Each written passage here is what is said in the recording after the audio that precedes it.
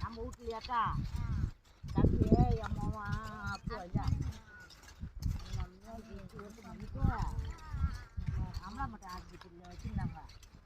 அது போய் நின்று குழந்தைக்கு வெளியே வந்து போட்டு பார்த்து நான் எதுக்கு எடுத்துதான் உடனே வந்துட்டோம்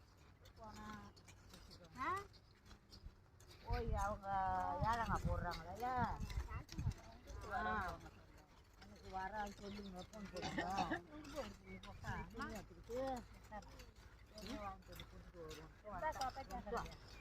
ఒక్క ఒక్క ఎందాక